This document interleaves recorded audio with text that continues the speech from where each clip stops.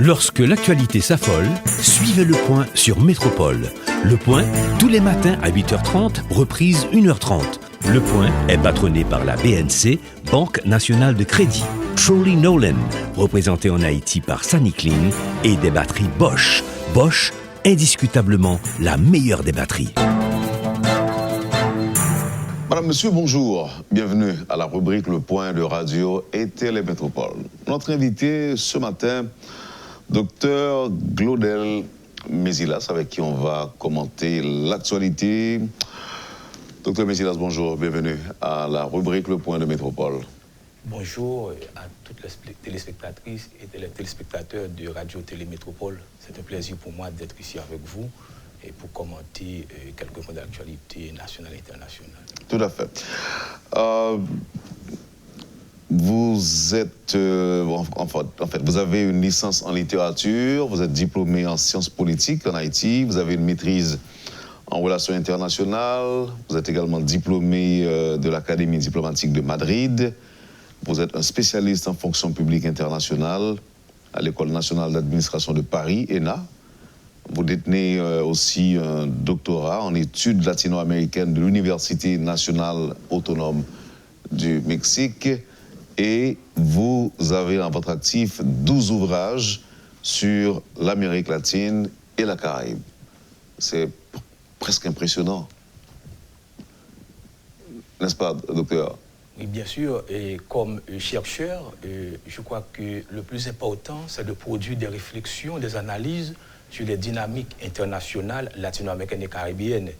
Et c'est ce qui m'a poussé à produire autant d'ouvrages. Il faut dire aussi, j'ai publié environ 15 articles de recherche scientifique pour des auteurs latino-américains et espagnols. Et donc, ces travaux sont le résultat de recherches empiriques et théoriques que j'ai menées dans le cadre de mes études et de mes recherches en relations internationales et en études latino-américaines. Mm-hmm. Il y a un terme qui fait la une, qui est toujours présent, c'est la notion d'ingérence. Les fondements, par exemple, juridiques de la notion d'ingérence, selon vous. Oui. Quand est-ce qu'il y a ingérence? À quel moment peut-on parler d'ingérence? Et en quoi ça peut nuire aussi dans les relations entre deux pays? Oui. L'ingérence. La notion d'ingérence est un thème fondamental du droit international, de la politique internationale et surtout de la politique étrangère d'un État. Et au regard du droit international, la notion d'ingérence se définit comme suit. C'est l'intervention d'un État dans la politique extérieure d'un autre État. Mais qu'est-ce qui justifie? Est-ce qu'il y a des provisions juridiques qui justifient l'intervention d'un État dans les affaires d'un autre État? Au regard du droit international, eh bien, il n'y a pas de provision juridique immédiate. Par exemple, l'article 2 de la Charte des Nations Unies énumère les principes fondamentaux du droit international. L'un des principes, c'est l'égalité souveraine des États, le principe de coexistence pacifique, le non-recours à la force et le principe de non-ingérence. C'est-à-dire le droit international reconnaît le principe de non-ingérence comme un élément fondamental du droit international. Et il faut dire que le concept d'ingérence s'inscrit dans la limite qu'un État doit avoir dans ses relations avec les autres États. Il peut y avoir seulement ingérence dans les affaires d'un État s'il y a menace à la paix et à la sécurité internationale. C'est pourquoi la Charte des Nations Unies dit que les États membres de l'organisation n'ont pas le droit de s'ingérer, d'intervenir dans les affaires d'un autre État, et parce que c'est un principe fondamental. Et l'ONU peut intervenir dans les affaires d'un État si cet État menace la paix et la sécurité. Et il faut dire que de 1648 à 1945, date de la formation de l'ONU, ce qui définit le droit international, l'un des aspects fondamentaux, c'est le principe de non-ingérence. Donc, un État n'a pas le droit de s'ingérer dans les affaires d'un autre État. C'est un principe juridique du droit international. Cependant, il y a quelques nuances, quelques limites à cela. C'est le concept d'ingérence humanitaire qui a été défini par la doctrine française des ONG, qui dit que s'il y a des catastrophes, naturelles, il y a des catastrophes humanitaires dans un État, eh bien, la communauté internationale, je mets ce concept entre guillemets, parce qu'il n'existe pas de communauté internationale, donc eh bien, d'après Médecins sans frontières, la notion d'urgence humanitaire suppose que d'autres États interviennent dans les affaires de notre État afin de porter secours à des populations en danger. De là, on tend à remettre en question la notion de souveraineté. Et il faut dire que depuis la création des Nations Unies, il y a deux principes fondamentaux qui traversent le droit international. C'est la notion du principe de souveraineté et la défense des droits de l'homme. Parfois, on dit qu'on peut s'ingérer dans les affaires de l'État au nom de la défense des droits de l'homme. C'est l'interprétation idéologique, doctrinaire de la notion des droits de l'homme qui porte certains à parler de la notion d'ingérence humanitaire. Est-ce que l'ingérence est valable pour une catégorie de pays et n'est pas de mise pour d'autres pays? Ah oui, très important. Parce que ce qui définit, l'élément fondamental qui définit le système international, c'est la distribution de puissance entre les États. Donc les États puissants, hyperpuissants, ne vont pas laisser d'autres États s'ingérer dans leurs affaires internes. Par exemple, et quand on prend le cas des États-Unis, il y a deux éléments, il y a deux principes fondamentaux qui définissent la politique étrangère américaine. C'est la doctrine de Monroe qui a été énoncée en 1823. L'Amérique aux Américains. Et les Américains et la destinée manifeste qui a été énoncée en 1845. D'après la doctrine de Monroe, les États-Unis ont le droit de s'ingérer dans les affaires des États de la région de l'Amérique latine. Ils ne le font pas uniquement pour les pays de la région. Ils le font en Afghanistan, en Syrie, aussi en Iran parfois. Est-ce que, à partir de là, on peut parler d'extension? Non seulement d'extension, mais il y a une certaine universalisation et généralisation du concept d'ingérence de la politique étrangère américaine. Et c'est pourquoi, en 1904, le président Theodore Roosevelt dit que les États-Unis doivent exercer une action de police internationale. Donc, et l'importance des États-Unis au niveau mondial suppose son implication. Et il faut dire aussi... Mais qu'est-ce qui leur a octroyé ce droit? Ah oui, c'est très important. Donc, au regard du droit international, il n'y a pas de provision légale pour l'ingérence. Mais au regard de la politique de puissance, parce que ce qui définit les relations internationales, c'est la notion de puissance. C'est à partir de la puissance que j'ai défini ces grandes théories des relations internationales, ce que je définis la distribution de pouvoir entre les États. Donc c'est le déséquilibre de puissance qui définit la notion d'ingérence. Par exemple, si vous me permettez de faire rapidement une histoire des relations internationales du point de vue de la notion de puissance d'ingérence. De 1648 à 1799, c'est la guerre entre les États, c'est-à-dire entre les souverains. De 1789 à 1947, c'est la guerre entre les États. De 1945 à 1991, c'est la guerre entre les idéologies. Et bien, à partir de 1991 à nos jours, bien, il s'est défini cette hyperpuissance américaine. Donc, et l'hyperpuissance se donne la tâche d'orienter, d'imposer les règles au niveau international. Parce que l'hyperpuissance, ce qu'il a défini, c'est sa capacité d'imposer les règles au niveau international, d'imposer sa volonté aux autres États. Donc, un petit État, un État qui ne dispose pas de puissance, la puissance en termes militaires, en termes économiques, en termes politiques, donc un État qui ne dispose pas d'une puissance, d'une capacité de nuisance, d'imposer sa volonté aux autres États, et donc peut se voir l'objet d'ingérence, d'intervention de la part des grandes puissances. Est-ce que nous devons nous attendre bientôt à une forme d'ingérence partagée? Je veux dire, ingérence partagée entre les puissances grandissantes et celles qui existent déjà. Oui, bien sûr, c'est ce que se fait au niveau mondial. Par exemple, il y a certains pays, on va voir, par exemple, la Chine, par exemple, veut avoir une capacité hégémonique en Asie. On voit que dans les pays africains francophones, c'est la France qui a la capacité d'intervenir. Dans le cas du Mali et d'autres pays, on voit que là aussi veut avoir son précaré et dans son environnement géopolitique et l'Angleterre. Donc, c'est-à-dire qu'il y a une distribution géopolitique de la puissance entre les États puissants. Donc, un État qui est incapable, par exemple, d'imposer sa volonté aux autres, eh bien, ne peut pas s'ingérer. Et il faut dire historiquement qu'Haïti, entre 1804 à 1823, Haïti a été la plus grande puissance dans le continent américain, bien avant les États-Unis. Après la Révolution haïtienne, Haïti s'est permis de s'ingérer dans les affaires des pays latino-américains qui luttaient pour leur indépendance. Haïti a occupé la République dominicaine. Haïti a participé, a influencé la révolution grecque et contre l'Empire ottoman. Donc Haïti a été la plus grande puissance dans le continent, d'après ma conceptualisation. C'est-à-dire, on a vu comment Haïti a joué un rôle fondamental dans le démantèlement du système colonial et comment elle a participé à des guerres de libération au-delà du continent. Donc Haïti a été une grande puissance parce que ce qui définit une puissance, c'est sa capacité d'imposer sa volonté aux autres, sa capacité d'influencer les affaires internationales. Donc, et la notion de puissance est liée à l'ingérence. Maintenant, voyons pour... vous avez dit tantôt, il y a ingérence, c'est quand un État fort, puissant, décide, par exemple, de s'ingérer dans les affaires internes de notre pays. Oui. Par exemple, il y a quelques exceptions. En matière politique, c'est ça l'ingérence. Les exceptions, c'est quand on parle de cas de catastrophe, par exemple. Donc, un État fort, puissant, peut s'ingérer dans les affaires de notre pays, ne serait-ce que pour venir en aide. Maintenant, en matière électorale, vous interprétez cela comment ? Quand les Américains, notamment, demandent aux acteurs haïtiens de faire de leur mieux de manière à conduire le pays vers les élections. Cette forme d'ingérence s'appelle comment?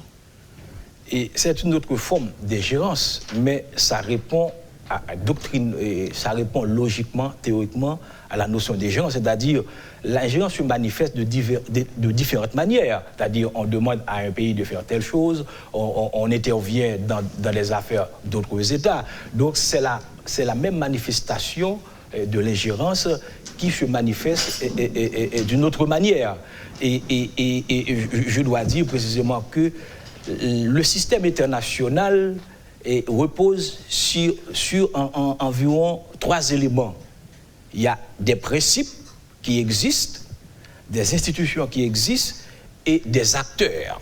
Donc, la capacité de l'acteur, précisément, d'influencer le système international dépend de sa puissance. Donc, quand un État intervient, s'ingère dans les affaires de notre État, il manifeste sa puissance, sa capacité. Vous pouvez prendre l'exemple tout récemment des États-Unis qui disent que les sanctions contre l'Iran doivent se maintenir. Donc, c'est-à-dire que une puissance ou une hyperpuissance pense qu'elle dispose de la capacité d'organiser, de maintenir l'ordre international à partir de sa vision. Donc, tout au-delà des débats... Alors, pour l'Iran... Et j'ai appris ce matin que les États-Unis ont affirmé aussi que les sanctions sont à nouveau en vigueur, que les sanctions de l'ONU. Mais là, est-ce qu'on peut parler de questions géopolitiques quand les États-Unis s'ingèrent dans les affaires iraniennes? Bien sûr, c'est la manifestation de la puissance. Parce que je vous dis que... Oui, mais est-ce qu'ici, il s'agit de la géopolitique? Oui, c'est la géopolitique pure. Et parce que les États-Unis disent qu'il faut maintenir les sanctions contre l'Iran au-delà de l'opposition d'autres acteurs internationaux. Et il faut dire que l'un des principes fondamentaux... Alors, excusez-moi que je vous arrête un moment, professeur. Oui. Non seulement...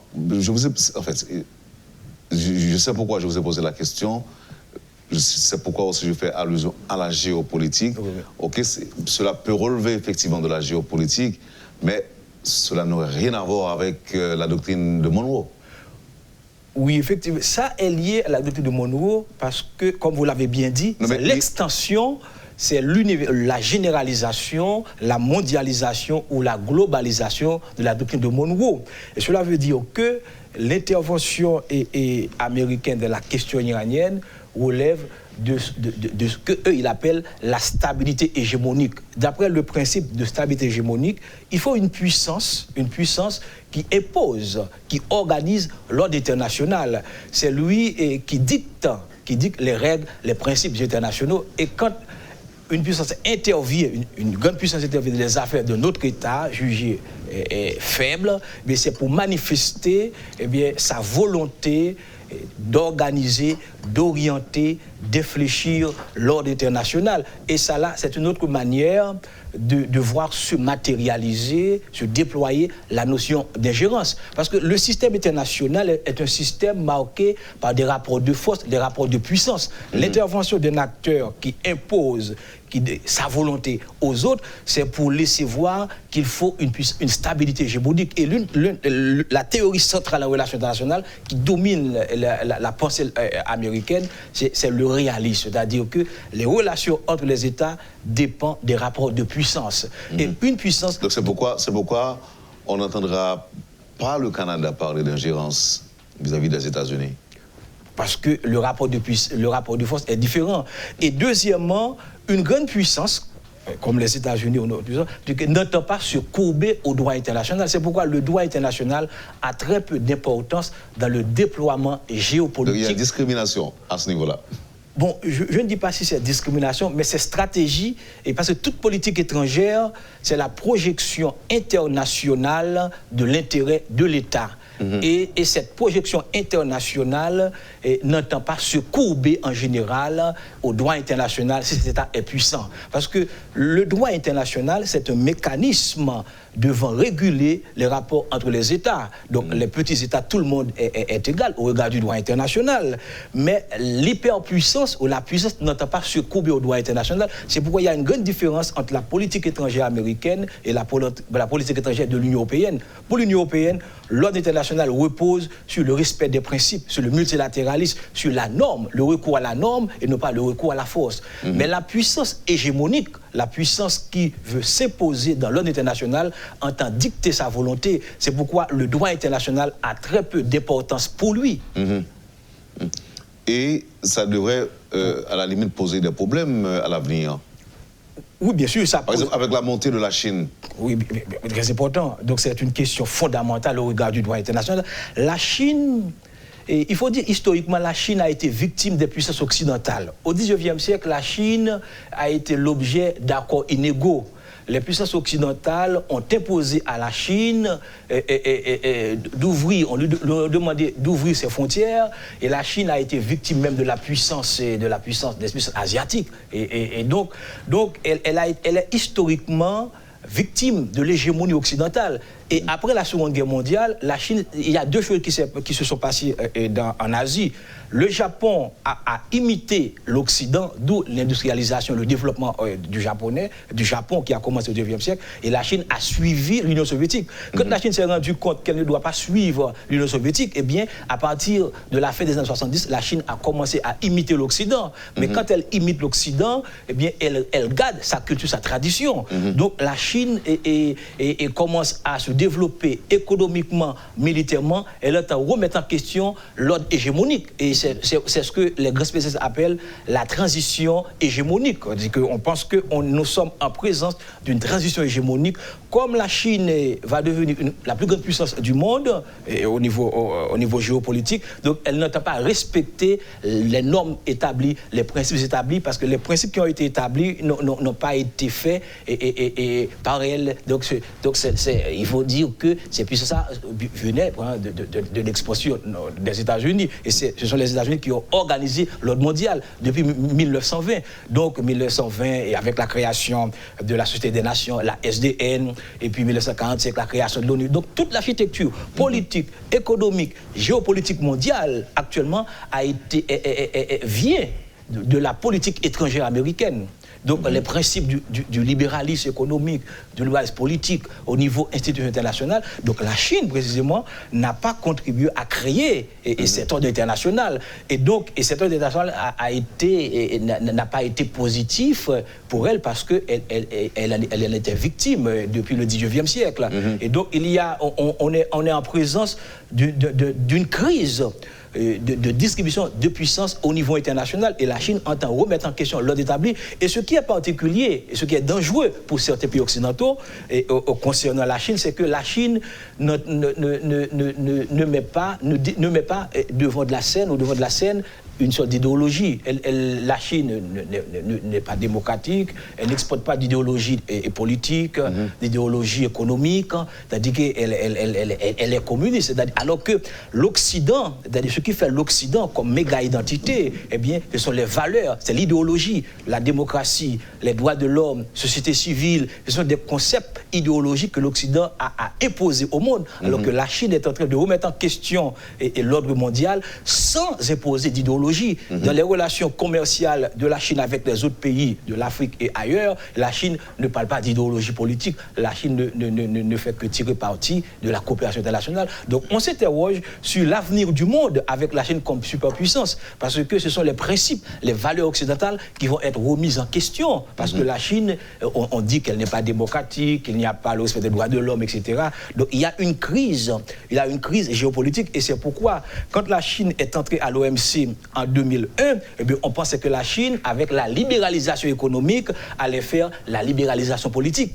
Parce que de la science politique occidentale, le développement économique implique le développement politique libéral. Or, la Chine s'est développée économiquement, mais elle ne s'est pas libéralisée politiquement. Donc, la Chine a remis en question toute la science politique occidentale, toute l'idéologie politique occidentale. Donc, comme elle va et elle peut remplacer la puissance occidentale, on se demande quel est le socle idéologique qui alimente la politique étrangère chinoise. Donc, c'est là, il y a beaucoup de questions géopolitiques, idéologiques qui se posent dans le cas de la Chine. La Chine ne s'aligne pas et ne s'impose pas en matière d'idéologie. Oui, parce que la Chine a une politique, ça s'appelle la politique du profil bas. C'est-à-dire qu'elle n'entend pas affronter les grandes puissances. Vous voyez, elle fait une sorte de profil bas. Une sorte de profil bas, c'est-à-dire qu'elle n'entend pas affronter et de façon frontale les États-Unis comme le fait la Russie. Comme on en a vu que la Russie donc a toujours voulu affronter directement les États-Unis depuis la fin de la guerre froide. On s'est interrogé sur le destin de la Russie. Est-ce que la Russie est occidentale ou eurasiatique? Donc il y a une crise d'identité idéologique en Russie. On sait que spatialement la Russie se trouve en Europe, mais on se demande si elle est occidentale. On dit la confusion aux crises. Non, pas confusion, c'est plutôt crise. C'est plus que confusion. Oui, c'est crise parce que quand la Russie au XIXe siècle est oscillée entre deux tendances, la tendance occidentale et la tendance slavophile. Est-ce que la Russie est occidentale ou elle est plus euro-asiatique? Ou est-ce qu'elle est mixte? Oui, elle est mixte, c'est là.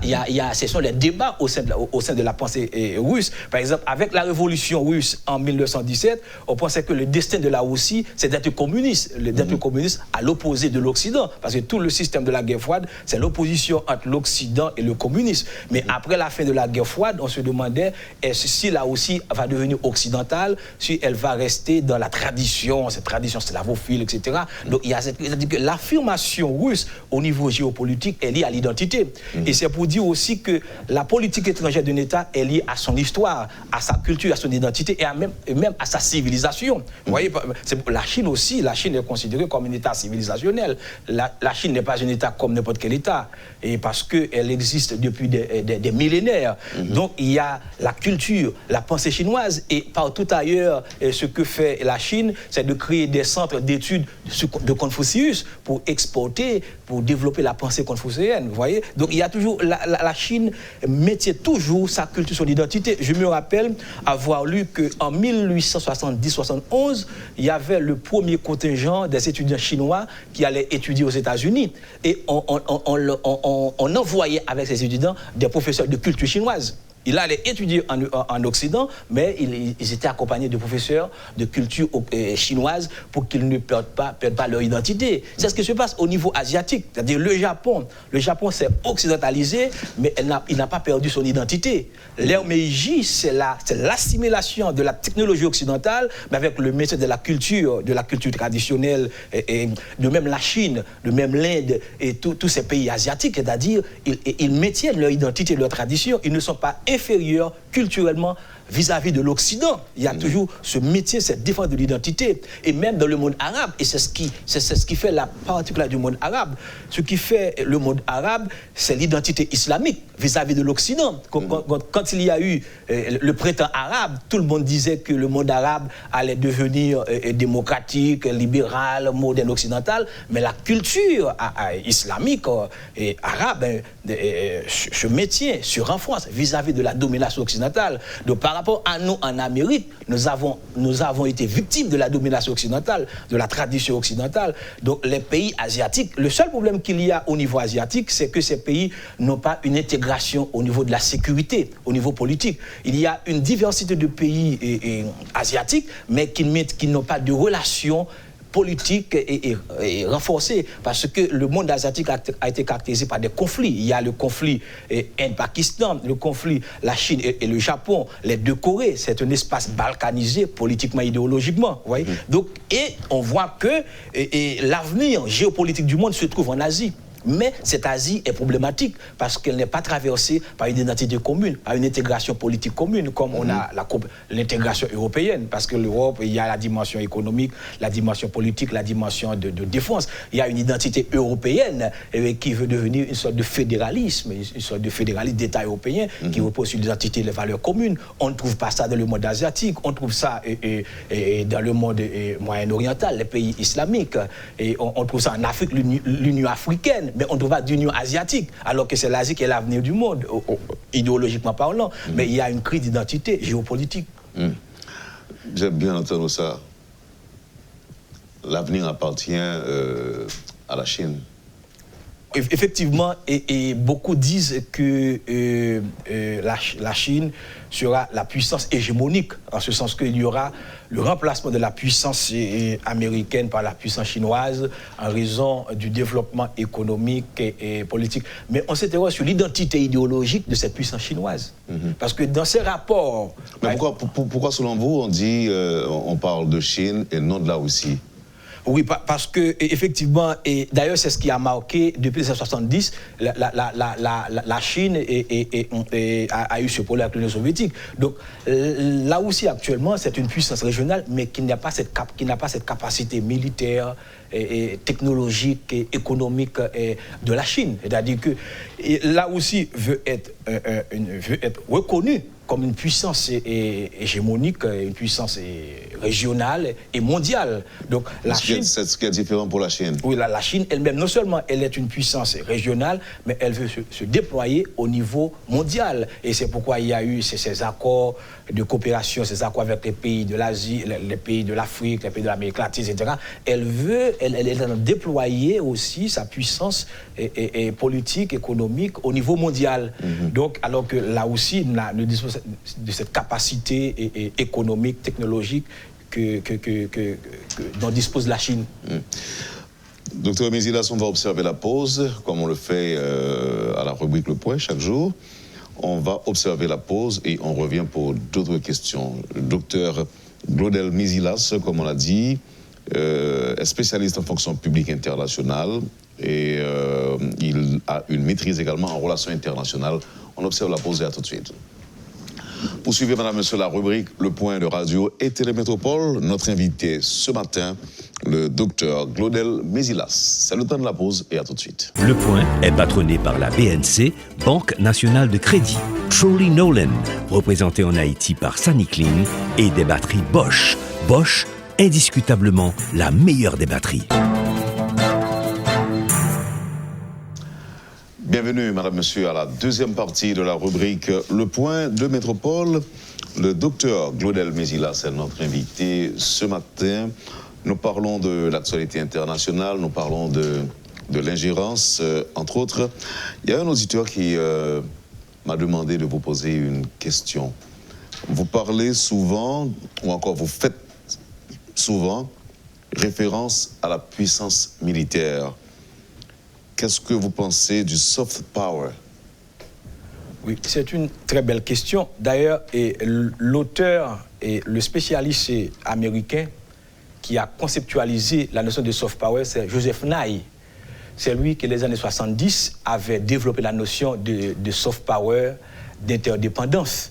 Et je crois qu'il était le conseiller de Obama. C'est lui qui inspirait en grande partie Obama et à développer la notion de soft power, de la politique à travers l'influence, à travers l'hégémonie. Il y a le hard power, c'est le recours à la force militaire. Il y a le soft power, c'est le recours à l'influence, à l'idéologie. Alors, l'auditeur a précisé que la soft power, c'est la capacité d'influence de certains pays, comme la France, bien que la France n'est pas la puissance de feu américaine. J'ai entendu ce qu'il dit, mais fondamentalement, le soft power, donc c'est le déploiement de la puissance à travers l'influence, à travers l'idéologie, à travers la culture. D'ailleurs, c'est Joseph Nye, d'ailleurs, ce monsieur a même publié un article sur Donald Trump, qui a pour titre « L'effet Donald Trump sur la politique étrangère américaine ». Joseph Nye a dit que s'est interrogé sur l'avenir de la politique étrangère américaine avec Donald Trump, dans la mesure où cette politique remet en question le soft power. Et ensuite, M. Joseph Nye, cet internationaliste, a écrit un ouvrage très important qui a pour titre Soft Power, mais un autre qui a pour titre The Future of Power, le futur de la puissance, où dans ce ouvrage, il dégage, il dit qu'est-ce que la puissance? La puissance, ce n'est pas seulement le recours à la force, mais c'est la dimension culturelle. Et il faut dire que, et c'est intéressant, avec la politique de Donald Trump, d'après Joseph Nye, eh bien, on n'est pas en présence du soft power, du pouvoir de persuasion, par l'idéologie, par la culture, par le discours, comme c'était le cas avec Donald Trump. Et il faut dire que la notion de soft power, elle est très complexe, dans la mesure où c'est aussi la capacité d'influencer les autres à travers l'idéologie, à travers la culture. Un autre auditeur a dit que le soft power est basiquement lié au pouvoir du dollar. Ah non, c'est pas ça. Bon, et en fait, on peut dire, si elle est basée sur le pouvoir du dollar, eh bien, elle doit être liée à la capacité d'influencer. Et parce que l'important du soft power, c'est l'hégémonie. C'est-à-dire, le pouvoir n'est pas seulement la force, mais elle est aussi la capacité d'influencer. Et celui qui a déployé la notion même d'hégémonie, de soft power, sur le plan de la théorie marxiste, c'est Antonio Gramsci. Et c'est ce marxiste italien qui est mort dans les prisons mussoliniennes. Mais le concept fondamental de soft power, c'est la capacité d'influencer les autres à travers l'idéologie, à travers la culture, à travers l'hégémonie. Le pouvoir n'est pas que la force, mais elle est surtout la capacité d'influencer.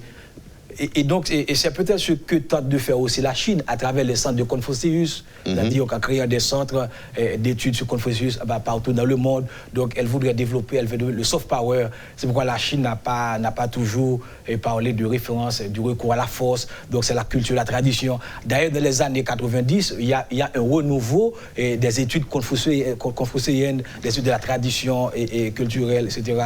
Donc, c'est ça le soft power. Et je pense que Haïti dispose du soft power dans son histoire, parce que Haïti était la plus grande puissance qui rejetait le colonialisme, le racisme, la tradition. Donc nous disposons d'une puissance culturelle, d'une capacité historique pour influencer les affaires mondiales, même si on n'a pas la capacité politique, économique. Est-ce qu'à ce niveau-là, on peut encore parler d'ingérence? Quand on influence, quand on s'ingère culturellement? Oui, ça c'est très... Bon, la question que vous posez est tellement intéressante, ça me porte à préciser davantage la notion de soft power. Mais quand on influence culturellement, la personne qui est influencée ne sent pas l'influence, elle accepte. C'est-à-dire, dans le soft power, celui qui est dominé accepte la domination. C'est ça, c'est-à-dire que je ne vais pas par la force. Passivement. Bon, passivement ou pas, mais elle ne se sent pas imposer quelque chose. Ou bien on ne s'en rend pas compte.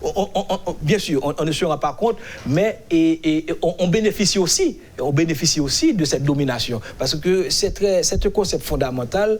Et la question de soft power, d'hégémonie, d'influence, c'est-à-dire que la personne est dominée, mais elle accepte la domination parce qu'il y a une persuasion, il y a une influence qui est manifestée et à travers précisément la relation qui s'exerce entre cette personne et l'autre.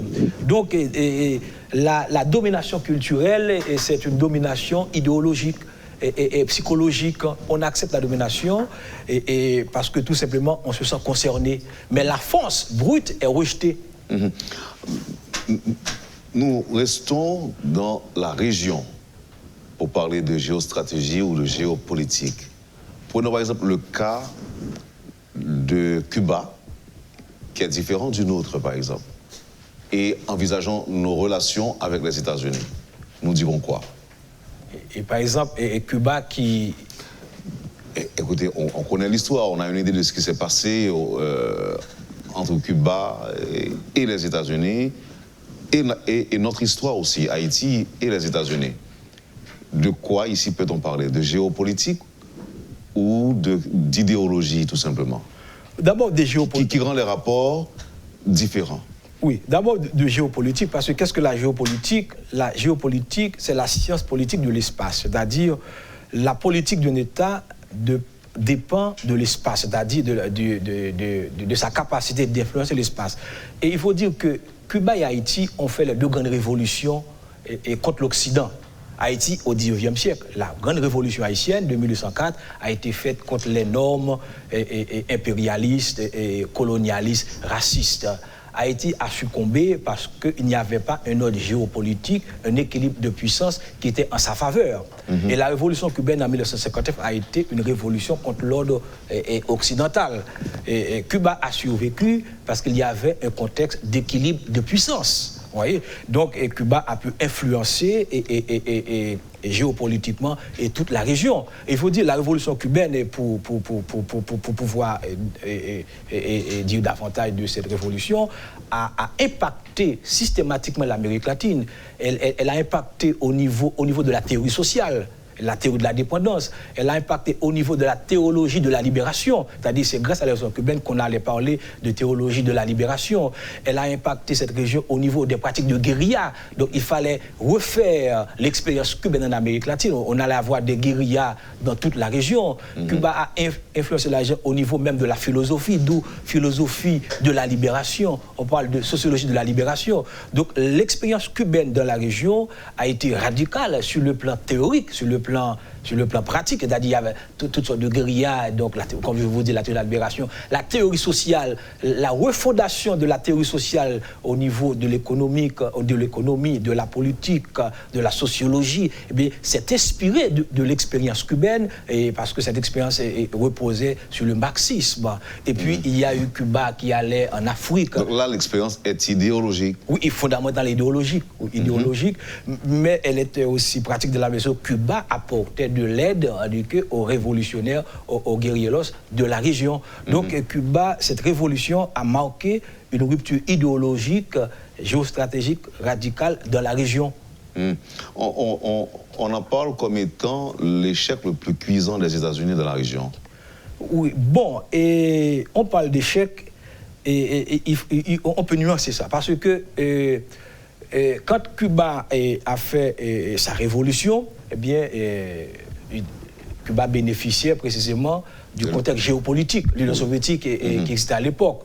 Et donc, les États-Unis ne pouvaient pas précisément intervenir parce que l'Union soviétique menaçait. Donc, c'est ça l'équilibre. Ce qui fait un ordre international stable, c'est d'abord l'équilibre de puissance.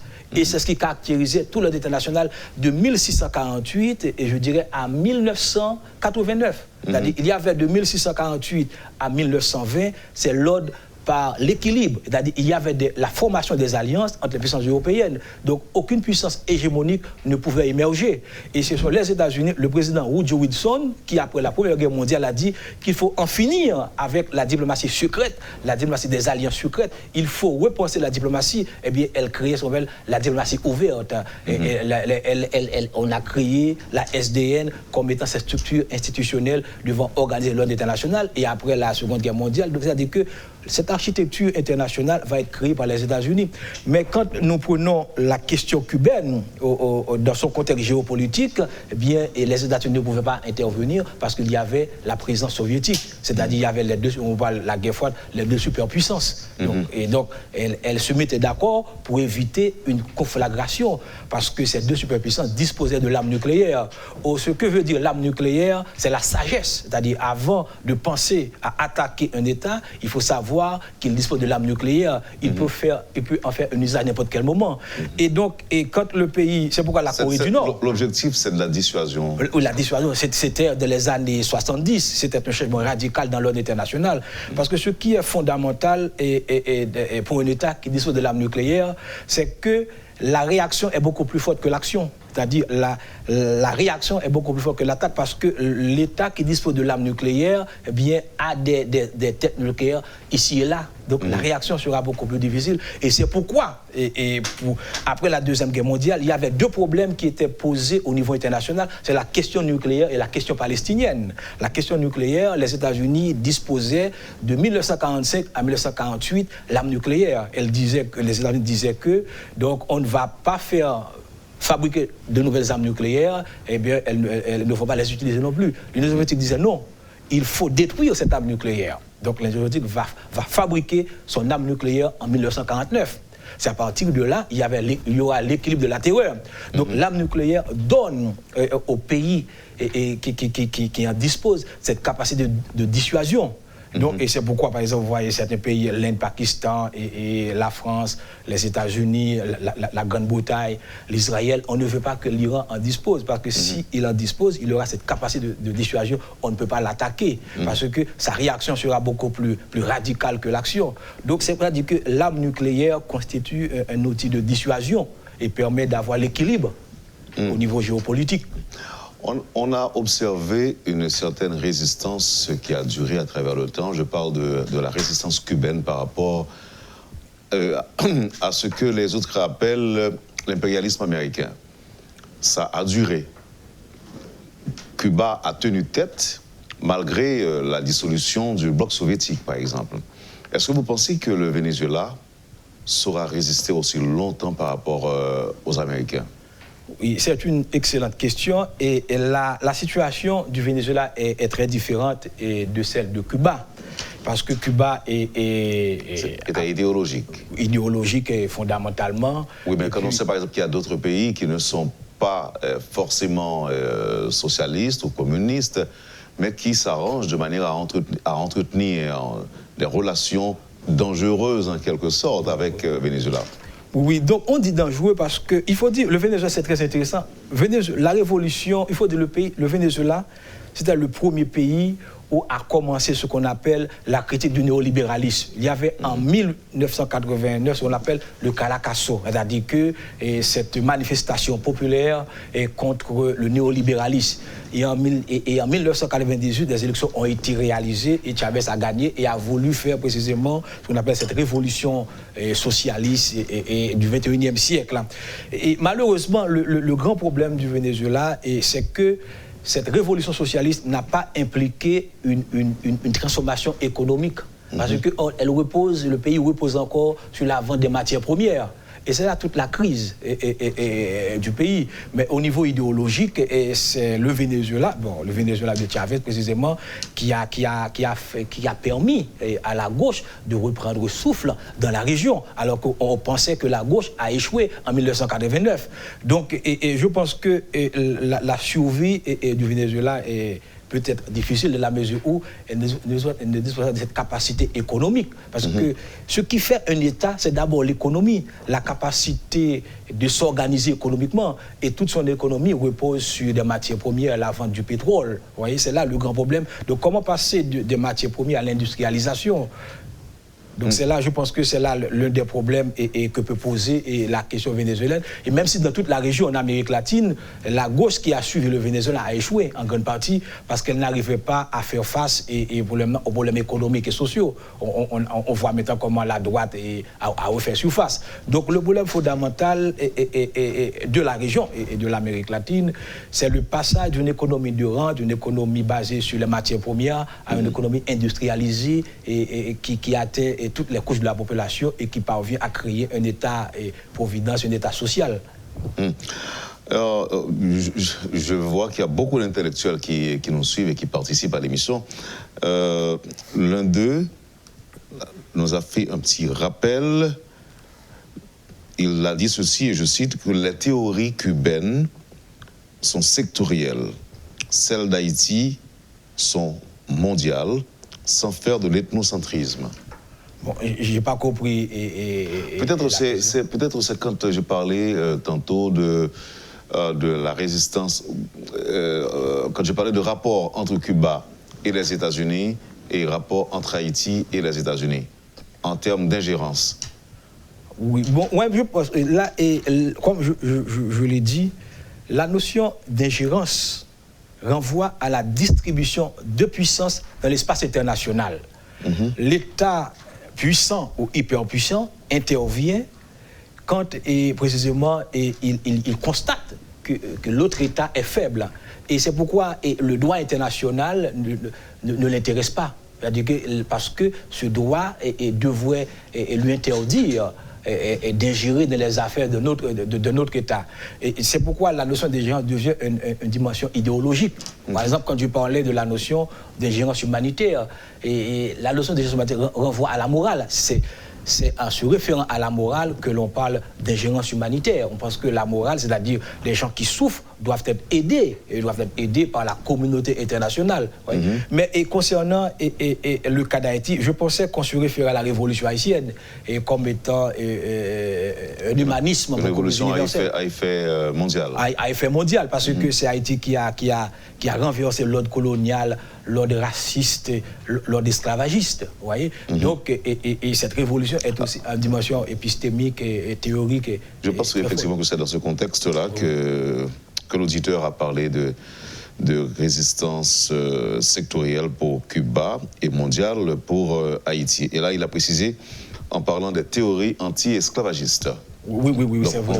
On est pratiquement sur le même plan. Maintenant, pour terminer, docteur, vous croyez que nous subissons l'ingérence américaine sans nous en rendre compte? Oui, tout le monde subit, tout le monde. C'est-à-dire, c'est pourquoi, vous voyez, je voulais faire parler en termes scientifiques. Oui. Parce que quand on parle d'ingérence, il faut savoir qu'est-ce qui rend possible l'ingérence. C'est-à-dire que l'ordre international repose sur la distribution asymétrique inégalitaire de la puissance. Donc l'ingérence n'est pas autorisée par le droit international. Elle est autorisée seulement s'il y a menace à la paix et à la sécurité. Et dans ce cas, c'est l'ONU qui doit le faire. Mais au niveau politique, elle dépend du rapport des forces. Elle dépend des relations de puissance, de la capacité de l'État à influencer le système international. Donc c'est tout le monde, c'est les pays de l'Asie, de l'Afrique, du Moyen-Orient, etc. C'est tout le monde qui subit l'influence américaine. Ce n'est pas un seul pays. Oui, c'est pas Haïti seulement. Et cette influence dépend du déploiement géopolitique de la puissance de l'État. Et il faut toujours qu'on soit un petit pays pour subir l'ingérence. Bon, il y a des puissances, comme au niveau international, il y a les grandes puissances, les puissances moyennes et les États faibles. Donc les puissances moyennes peuvent aussi subir l'influence et l'ingérence, parce que l'Allemagne elle a subi, et par exemple, et d'autres, l'Espagne dans son histoire. Donc c'est-à-dire que les puissances moyennes peuvent subir l'influence, parce que tout dépend. Parce que ce qui fait fondamentalement la politique internationale, c'est la question de puissance. C'est-à-dire, c'est comment un État dispose de la puissance. Comment il parvient à imposer sa volonté à l'autre et aux autres États, et c'est à partir de sa capacité économique, politique, géostratégique qu'il le fait. Bon, même si on dit que l'intérêt est le mobile de toute action humaine, mais qu'est-ce qui peut expliquer que plusieurs grandes puissances s'ingèrent dans les affaires d'un petit pays? Oui, c'est une excellente question. D'ailleurs, la notion même, l'exemple du Conseil de sécurité, c'est un club de grande puissance. L'ONU est un système à géométrie variable. Il y a l'Assemblée générale, qui est l'espace démocratique où tous les États sont représentés. Il y a le Conseil de sécurité, et donc qui est représenté par une minorité 8 d'États. C'est-à-dire, mais ces États, en général, ils se mettent d'accord pour s'ingérer, pour participer, pour intervenir dans les affaires internes d'un État, quand ils se mettent d'accord. Mais il faut dire que ce club des grands reflète l'équilibre de la puissance dans le système international. Vous voyez, donc c'est ça, c'est-à-dire que parfois les grandes puissances, si leurs intérêts convergent, ils se mettent d'accord. Par exemple, quand les États-Unis intervenaient en Irak en 1991, eh bien, tous les membres du Conseil de sécurité étaient d'accord pour le faire. Donc il y avait cette entente des grandes puissances pour le faire. Donc c'est-à-dire que l'entente dépend précisément du rapport, du désaccord ou du désaccord entre les puissances en présence. Est-il vrai que le système des ONG est une forme de légitimation de l'ingérence? Bon, c'est un autre aspect, et ça nous envoie à une connaissance beaucoup plus approfondie. Au niveau des relations internationales, il y a plusieurs acteurs. Il y a les États, et qui sont les acteurs originaires. Il y a les organisations internationales, il y a la société civile internationale, il y a le terrorisme, le mafia, il y a les ONG. Les ONG sont des structures et au niveau international. Et c'est une très belle question parce que ce sont les ONG et Médecins sans frontières, par exemple, eh bien, qui ont créé la notion du concept d'ingérence humanitaire.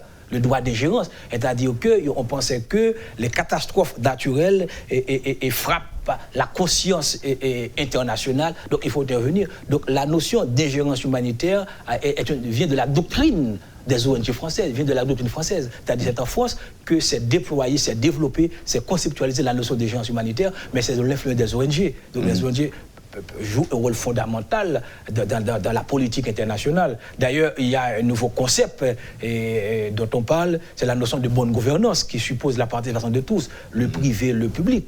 Donc, à dire que les ONG jouent un rôle fondamental donc, dans l'ingérence de la politique internationale, comme je viens de le dire. Ce sont les ONG françaises, Médecins sans frontières, Médecins du monde, ce sont ces gens-là et qui ont créé et qui sont venus avec la notion d'ingérence, du droit d'ingérence. Je pense qu'il y a un auteur français qui s'appelle Mario Bettati qui a écrit un ouvrage, le droit d'ingérence, mutation de l'ordre international, pour montrer que l'expérience des catastrophes naturelles implique que les États ne parlent pas de souveraineté. Parce que, pour pouvoir rapidement préciser, les États se trouvent entre deux forces.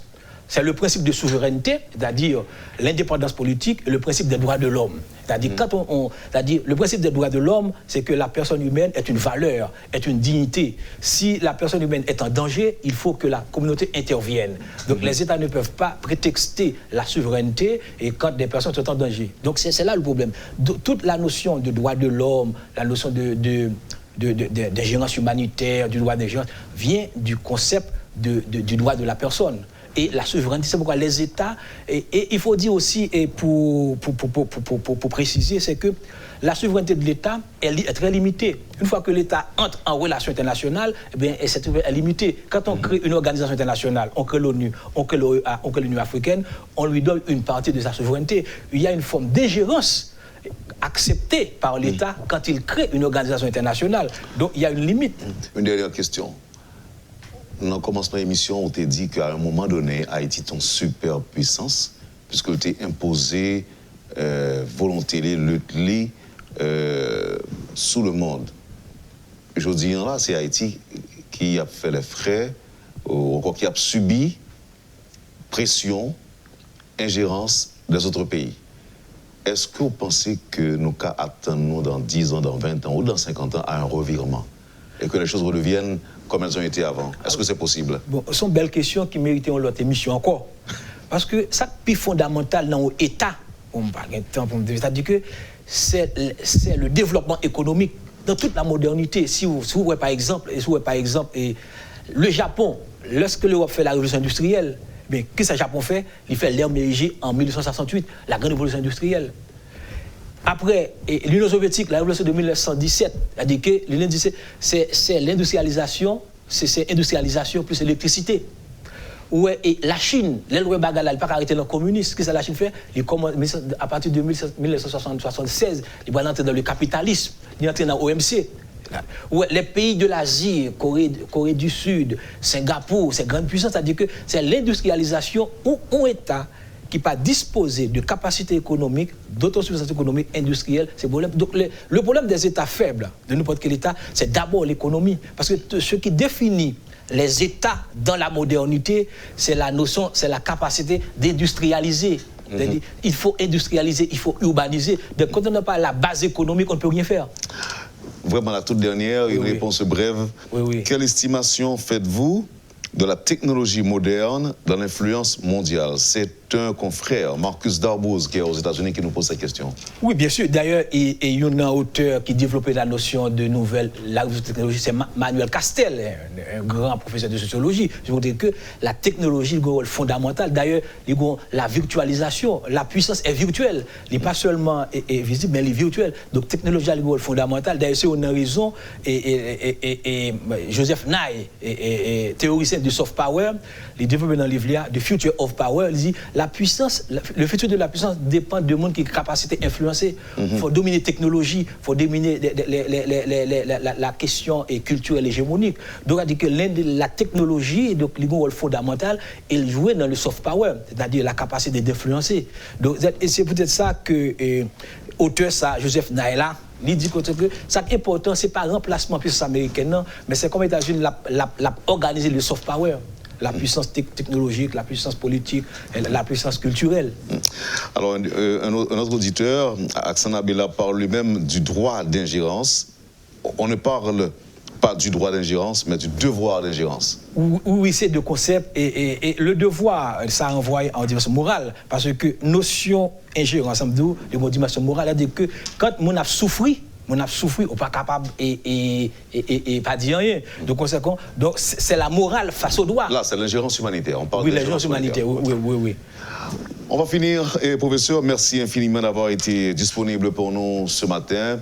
C'est votre deuxième participation à la rubrique Le Point. Je vous en remercie infiniment, surtout au nom du public qui a suivi, et qui a pris note et qui a pu bénéficier de quelques informations que vous avez jugé bon de partager avec nous ce matin.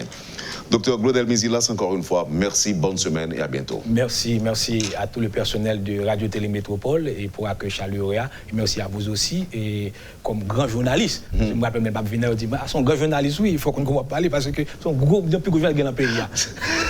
C'est fleur. En tout cas, merci beaucoup. Allez, bonne journée et à bientôt. Vous avez suivi, madame, monsieur, la rubrique Le Point de Métropole. Le docteur Claudel Mézilas, c'était notre invité ce matin. Merci de nous avoir accueillis chez vous. Passez une excellente journée et surtout une très bonne semaine avec Métropole. Et à demain. L'actualité s'affole, suivez Le Point sur Métropole. Le Point, tous les matins à 8h30, reprise 1h30. Le Point est patronné par la BNC, Banque Nationale de Crédit. Trolley Nolan, représenté en Haïti par Saniclean, et des batteries Bosch. Bosch, indiscutablement la meilleure des batteries.